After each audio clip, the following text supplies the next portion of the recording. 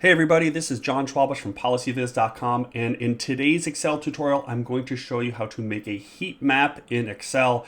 It's one of my favorite visualizations that you can use both for your own analysis of your data and also to present data to your readers or your users or even your audience if you want to put them into a slide deck. So I'm going to show you what we're going to create. I have two different heat maps. I'm going to show you how to create both of these. What I have here is the average temperature in each month for each of these 50 cities in the United States.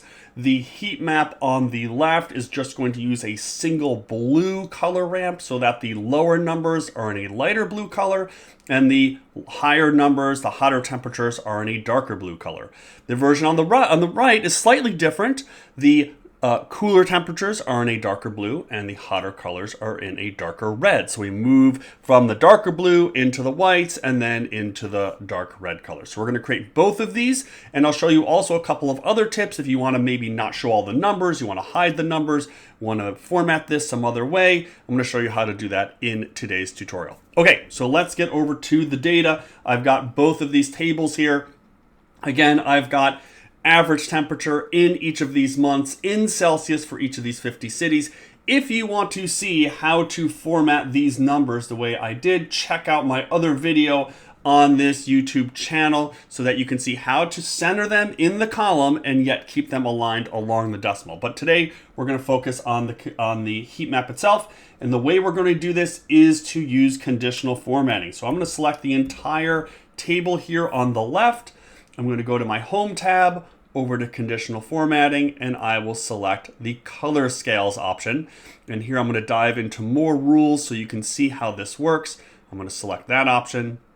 Now I'm working on a MacBook Pro here, but if you're working on a PC, it works the exact same way. The menu looks slightly different, but it's the basic same approach, the same technique. So you can see here we have a minimum value and a maximum value. We can change what we want to insert in this box, whether it's value, number, percent, formula, percentile. I'm going to keep it on lowest value to highest value. And very simply, all I'm going to do is change the color palette here.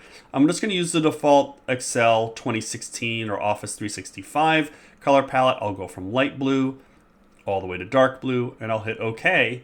And there I go. I've got my heat map. It's pretty much set. I've got the whole heat map set up, and now we can do some additional styling. One option we can do is just hide these numbers. Maybe we don't want these numbers at all in this heat map. We just want to show the colors. We can do that. If we select the entire heat map, all of our numbers, we go to Format Cells. We can click or hit Command 1 or Control 1. And with our Format Cells menu, we can go down to Custom. And here's just a little bit of a trick. If you type in 3 semicolons into this type box right here and hit OK, your numbers are going to be hidden. They're still in there. If I go in here to December in Albuquerque and change this to 85 degrees Celsius, which would set us on fire, you can see that everything updates. So I'm going to undo that, and you can see here that we've got the full heat map without the numbers. And of course, you can even go in here and style this a little bit more. I sometimes like to add a little white line that outlines the boxes. So I could just do that through the standard border menu. And you can see here that I've got a little white line here. And of course, I can make these all thinner and make them a little bit closer to squares. I tend to like my heat maps with squares, but whatever works for you, you can see that this is all set up. So I'm going to undo what I just did so we can go back and have the numbers here. All right, so one thing that we could do is just highlight, let's say, the temperatures that are in the darkest colors. And in this version, those would be the hottest temperatures. And you can see here that, the reason you might do that is some of these temperatures are a little bit hard to see in the dark blue color. So we could change all of these to white. We could change all of the colors of all the numbers to white. That sort of stands out a little bit. But then you have sort of the opposite problem in some of the lower values. So let's just selectively change the color of the numbers. And again, we're going to use the conditional formatting menu. So I'm going to go back to my Home tab, over to Conditional Formatting. I'm going to use the first option in this menu, Highlight Cells Rules, and I'm going to select that first option of greater than.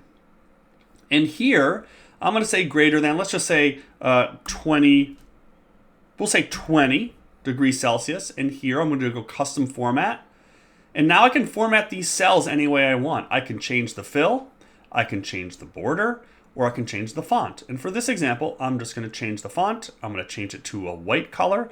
So now, anytime the temperature is over 20 degrees Celsius, the font will be colored in white. So I click OK, and there we go. And so now those show up a little bit easier to read in this particular version of the heat map. All right, let's turn over to this version of the heat map where we're going to use a diverging color palette. So I'm going to select my data. It's the same exact process. I'm going to go back to color scales in the conditional formatting menu. Now here, I'm going to select a new option for 3 color scale instead of 2. And this is going to allow me to set this range. And here again, I'm going to change this to number, and I'm going to center this around 0. So I'll go from dark blue for the lowest values. I'm going to go up to white for the midpoint, which will be 0.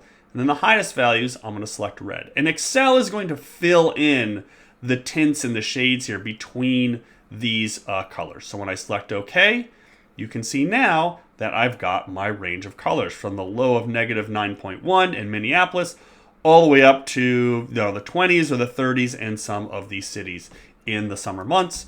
Again, I can highlight this entire table. I can go to conditional formatting, highlight cell rules, greater than. Let's do the same thing we did before. Greater than 20 degrees Celsius. We'll make that white. And we'll get the same change here. But we also have this 9.1. It's a little bit hard to see. And this 6.8 a little bit hard to see. So let's add another conditional formatting rule. Let's say less than negative 5 degrees Celsius. We'll change that and we'll make that white as well. Really just using the formatting here to make this easier for us so that we don't actually have to do any manual changes. And you can see we've got the white text in these temperatures that are less than negative 5 degrees Celsius, and still that black text for that negative 3.2, because it's pretty easy to read here. So as you can see, creating a heat map in Excel is not that difficult. All you really need to do is use the conditional formatting menu, add some styling on top of it, and you are set to go. So check out some of the other videos in this Excel tutorial playlist so you can learn other tricks and tips about Excel, and subscribe to the channel so that you can learn more about data visualization and communicating your data.